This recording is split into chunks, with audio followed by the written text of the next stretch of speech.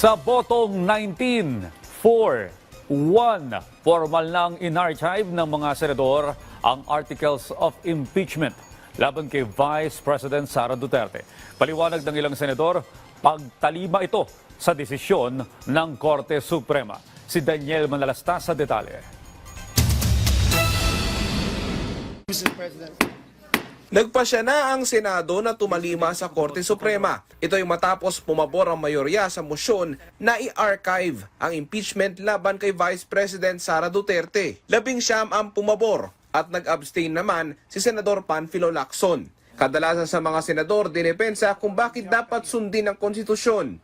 Ang boto kong yes ay hindi pagtatanggol sa kanya, kundi pagtatanggol sa legalidad ng proseso. Hindi po ito ang wakas. Kung may basehan at sa tamang panahon, hindi po ako magdadalawang isip na suportahang muli ang isang lehitimo at makatarungang impeachment. Restraint is not weakness. It is obedience to constitutional order. We may not agree with every word of that ruling, but the rule of law is not a matter of convenience. And if I were to take the duty to my heart, I believe the decision is very clear. No impeachment court was validly convened. Pero para sa ilang tutol, gusto nilang antayin muna ang desisyon ng Korte Suprema sa nakabinbing apela. I have always voted in the minority in many issues in the Senate since 1992 up to the present. Always prayed I was wrong. Unfortunately, I was always right. Pinasaringan naman ni Senate President Francis Escudero ang ilang eksperto, pati na ang ilang gustong baliwalain ang desisyon ng Korte Suprema na nagdedeklarang unconstitutional ang impeachment complaint laban kay VP Sara.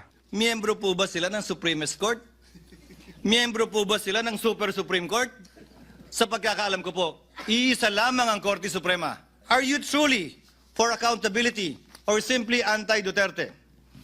Do you truly respect and want to preserve the Constitution, or you simply hate the Vice President?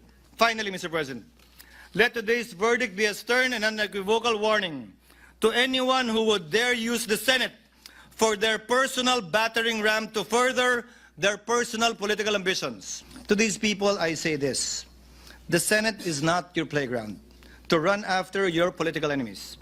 We are not an accomplice in any grand scheme. Bago umabot sa botohan kung i-archive ang impeachment ni VP Sara, naging mainit ang talakayan dahil sa unang mosyón ni Senador Rodante Marcoleta na gusto niyang ipabasura ang impeachment, bagay na pinalagan ng ilang nasa minorya.